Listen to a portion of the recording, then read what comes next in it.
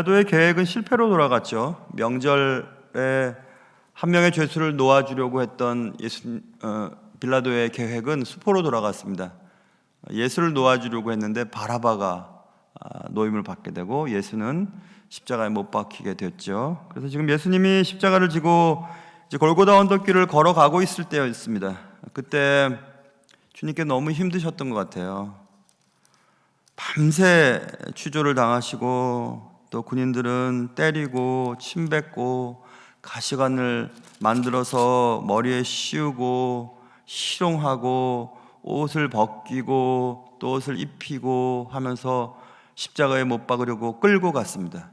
당대 십자가형은 십자가에 달릴 죄수가 십자가를 메고 가야 했거든요. 여러분 이스라엘 가보신 분은 알겠지만 언덕길이에요. 언덕길을 십자가를 메고 올라가는 겁니다. 십자가의 무게가 당대의 십자가의 무게는 20kg쯤 됐어요. 애기 하나도 막 어깨가 아픈데요.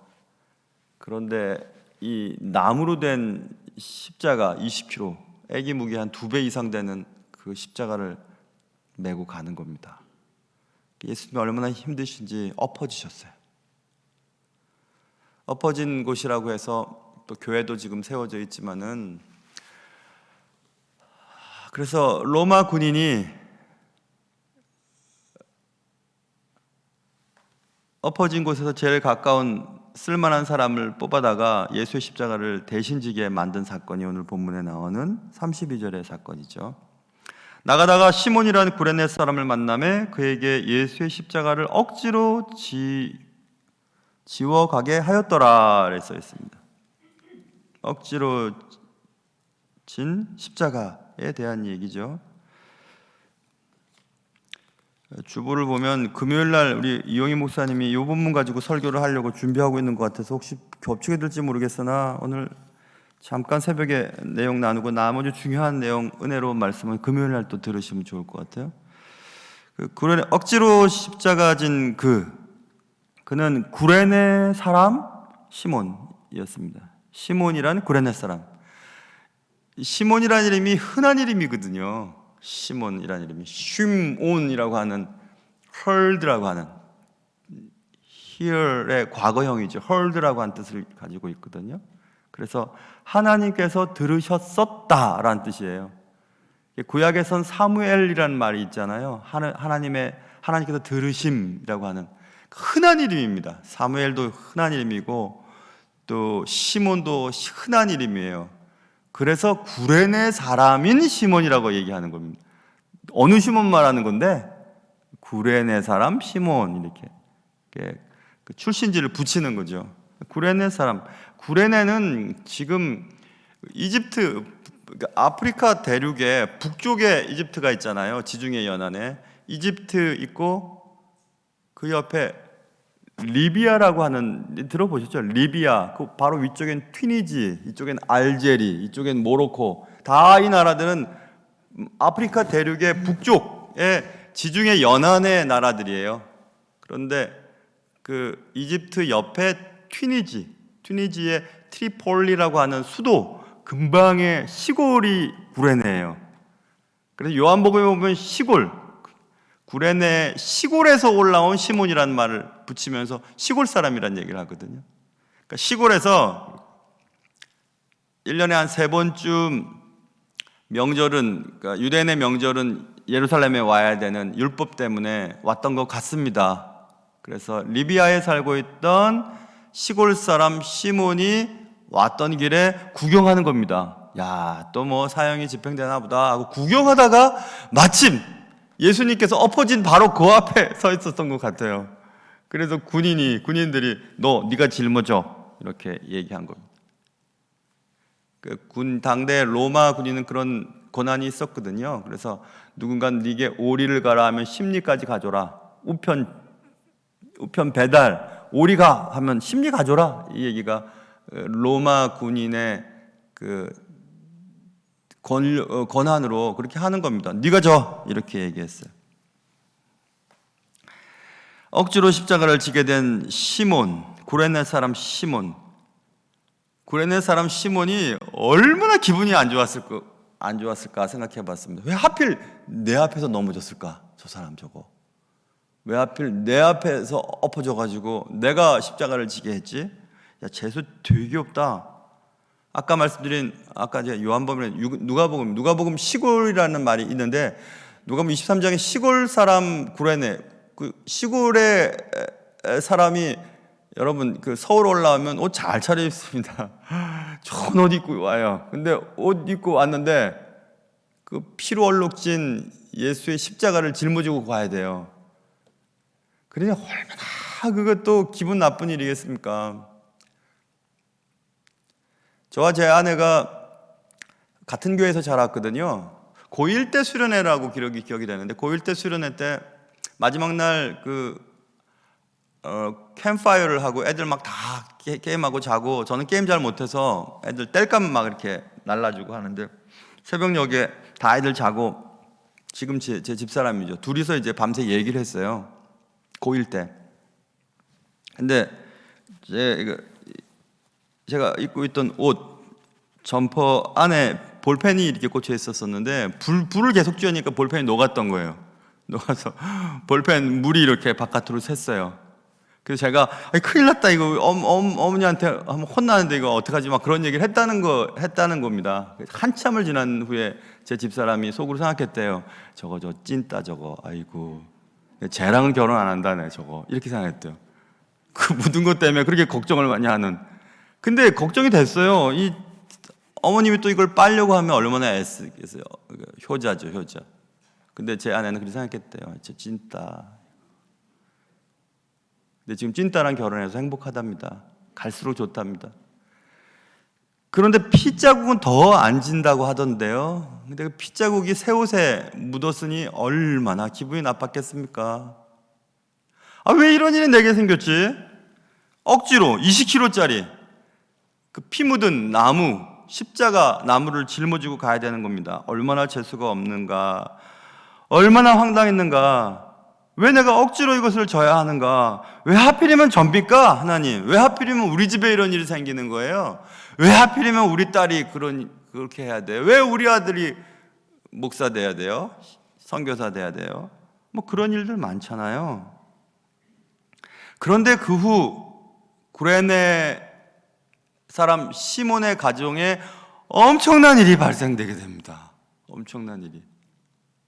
바울이 로마 교회에 보낸 편지 로마서 16장 13절에 주 안에서 택하심을 입은 루포라고 하는 사람이 나오는데 루포와 그의 어머니에게 문안해라. 그의 어머니는 곧 내 어머니라. 이렇게 바울이 어머님처럼 생각했던 그 어머님의 아들이 루포예요.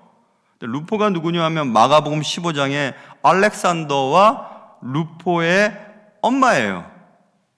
그럼 알렉산더와 루포의 아버지가 누구냐 하면 마가복음 15장 21절 알렉산더와 루포의 아버지인 구레네 사람 시몬.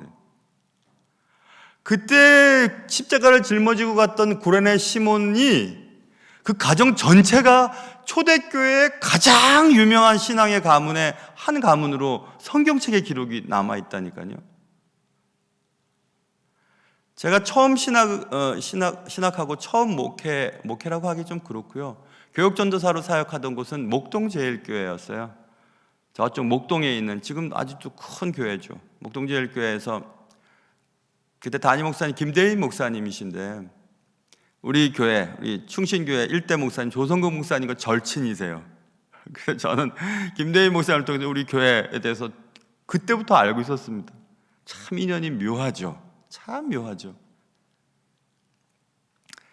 얼마나 저에게 많은 사랑을 주셨는지 굉장히 무서우신 목사님이셨는데 북쪽 분, 황해도 분이시니까 뭐 장로님들이 결제 마트로 들어가시면 벌벌벌 떠세요. 하도 무서우시니까. 무섭죠. 그래도 얼마나 사랑이 많으신지 강전도사 따로 부르세요. 네, 내 방에 좀 와. 이거 사모한테도 얘기하지 말고 무조건 이 돈 갖고 책 사라. 책 사고 책 많이 봐야 된다고 꼬박꼬박 따로 돈을 주셨어요. 책값을. 그러다가 어느 때인가 안 주셨어요. 그래서 이제는 끝인가 보다. 그 다음 달에 강전도사 내 방에 좀 와. 그래서 왜 그런가 했더니 강전도사 참 미안해. 지난달에 돈이 없었어. 하고 안 주셨던 달치까지 해서 주셨어요. 책 사라고. 저는 또 찐따같이 집사람한테 다 얘기했죠. 이거 목사님 주셨는데 이걸로 우리 돼지갈비 한번 사 먹자. 그렇게 사랑이 많으셨던 분이에요. 그래서 제가 어느 날 엘리베이터를 같이 탄 적이 있었는데 그 목사님께 그랬습니다. 목사님, 나 오늘부터 목사님 아버지라고 생각해도 돼요? 했습니다. 영적 아버지죠. 깜짝 놀라셨어요. 남자들이 엘리베이터 타고 가다가 갑자기 아버지라고 그러면 됩니까? 이랬더니 목사님이 그럼 아버지라고 생각해 그러셨어요. 뭐 이미 다 돌아가셨지만은. 그리고 또 부목사로 사역하던 금강교회에서도 뭐 그분은 그 담임 목사님, 우리 교회 제가 부임하고 제일 처음 설교하러 오신 목사님이셨죠. 이미 또 돌아가셨지만 선병훈 목사님도 어찌나 아버지처럼 저를 잘해 주시던지 하여튼 저는 좋은 목사님 밑에서 계속 목회를 했어요. 참 이것도 은혜인 것 같아요. 아버지라 생각합니다. 그 목사님도. 웬만해서는 아무에게도 아버지란 말 안 해요. 근데 바울이 어머니로 생각했던 그분이 누구냐 하면 구레네 시몬의 아내예요. 구레네 시몬의 자녀들 두 아들들이 다 초대교회 대단한 사람입니다.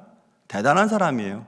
로마교회 교인들에게 그들에게 가서 문안하라고 그 집 가가지고 어떻게 잘 지내시는지 알아보라고 할 정도로 대단한 가문이 됐습니다. 누가요? 억지로 십자가를 짊어졌던 구레네 시몬의 가정이 그렇게 됐다는 거예요. 그러니 여러분 억지로라도 십자가 질만하지 않아요? 질만하죠. 나도 잘 되고 내 배우자도 잘 되고 내 자녀들도 잘 되는데 왜 억지로라도 십자가를 안 지겠어요? 그래서 억지로라도 주님의 일을 하면요 복을 받습니다. 억지로라도 하기 싫어도 하면 복 받아요. 저도 목회하면서 그만하고 싶다. 너무 힘들어 이거. 이다가 공황장애 걸리겠다. 아니면 심장마비 걸리겠다. 못하겠다 이거 도저히. 그럴 때마다 주님 앞에 기도합니다. 하나님 책임지십시오. 자녀들 문제도 나 돈도 못 버는데 하나님 책임져 주십시오. 애들 다 책임져 주십시오. 그리고 또 목회도 제가 하는 건 아니니까 제가 섬기는 교회 잘 되게 책임져 주십시오. 그럼 나 합니다. 억지로라도 나 가겠습니다. 힘들어도 갑니다. 하나님 보내신 곳에서 오해를 받건 뭐 무슨 소리를 듣건 섭섭한 일을 만나건 소리를 지르는 사람들을 만나건 아무튼 그래도 가겠습니다. 한 12년 정도 지났는데요. 정말 이렇게 하나님이 복을 많이 주셨나 생각이 드니까 너무너무 감사합니다. 너무너무 감사해요. 정말 애들들 잘 되게 하시고요. 정말 계획했던 것들 다 하나님이 잘 풀어주시고 또 교회도 좋은 교회 담임 목회로 섬길 수 있으니까 너무 감사하고 여러분 억지로라도 주님의 일은 내팽개치면 안 돼요. 짊어지고 가야 됩니다. 재수 되게 없네. 왜 하필 내가 해야 돼? 하필이 아니에요. 하나님이 우리에게 기회를 주신 거예요. 복 주시려고. 하필 왜 시몬 앞에서 엎어집니까? 예수님이. 뭐 때문에 그렇겠어요? 골고다 언덕까지 예수님과 가장 가까이 있었던 사람이 구레네 시몬이에요. 가장 가까운 데 있었어요.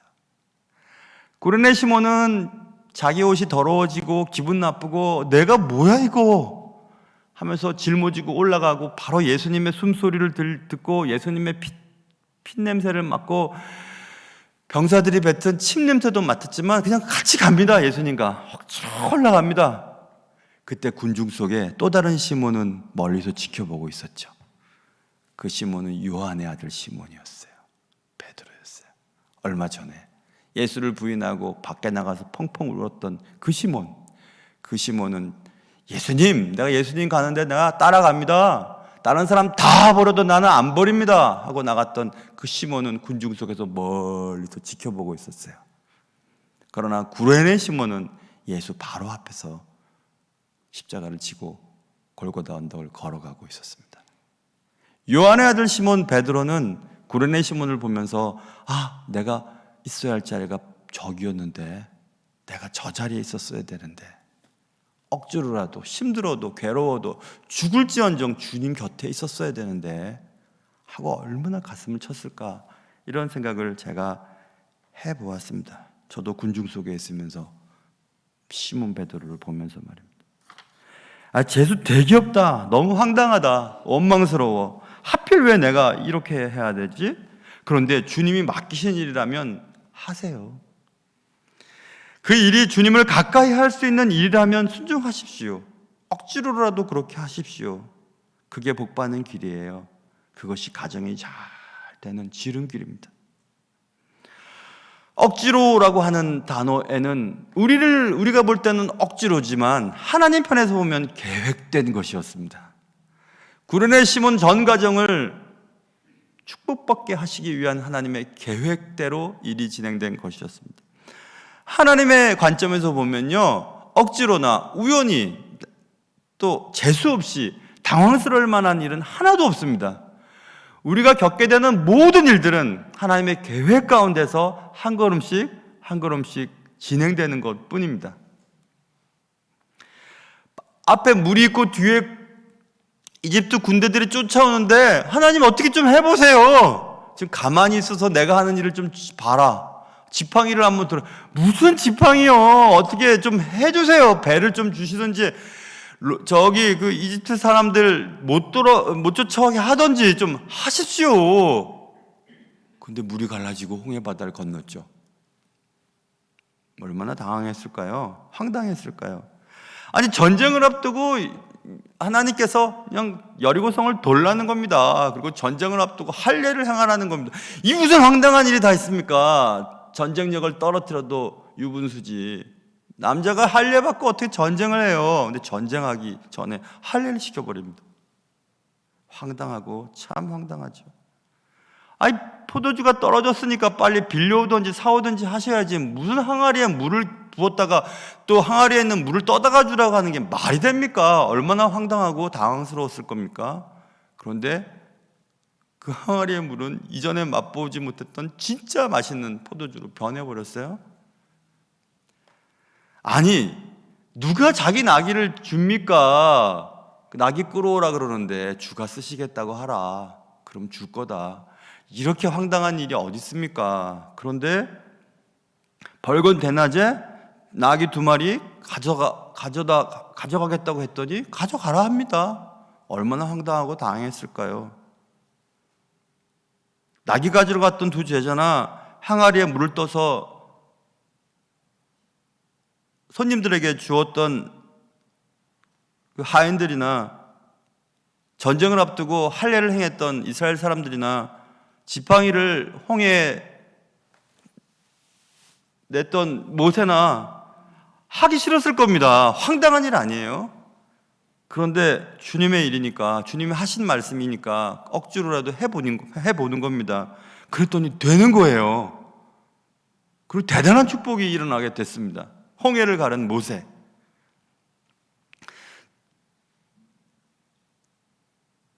무기 하나도 사용하지 않고 여리고성을 점령했던 이스라엘 사람들. 최고의 맛있는 포도주를 선사했던 하인들. 벌건대 낮에 2대의 자가용을 그냥 끌고 올 수 있었던 제자들. 여러분, 주님은 우리에게 일을 시키실 때 복 주시려고 시키는 거예요. 우리에게 십자가를 짊어지게 할 때 복 주시려고 짊어지게 하는 것입니다. 십자가 팽개치고 못하겠다고 하면 거기서 끝나는 거지만 억지로라도 짊어지고 가면 좀 손해보는 일이 생겨도, 찐따라는 소리 들어도, 옷이 좀 더럽혀져도, 시간 좀 손해가 나도 괜찮습니다. 하나님이 더 좋은 곳으로 갚아주시기 때문에 그렇습니다. 하나님께서 여러분에게 큰 은혜와 축복 주시려고 여러분에게 맡기실 때, 십자가 짊어지게 하실 때 포기하지 마세요. 억지로라도 짊어지고 가십시오. 그리하여 하나님의 큰 복이 여러분과 여러분의 가정 가운데 충만히 임하는 그런 은혜가 있으시기를 주님의 이름으로 축원합니다. 기도하겠습니다. 여러분, 오늘 기도 제목 두 가지예요. 여러분, 억지로라도 십자가 지게 해주십시오. 그리고 또 한 가지, 그래서 주님과 가까이 걷게 해주십시오. 이 두 가지 기도 제목입니다. 기도 제목 가지고 기도하시다가 오늘도 잘 지내시고요. 또 내일 새벽에 만나요. 우리 기도하겠습니다.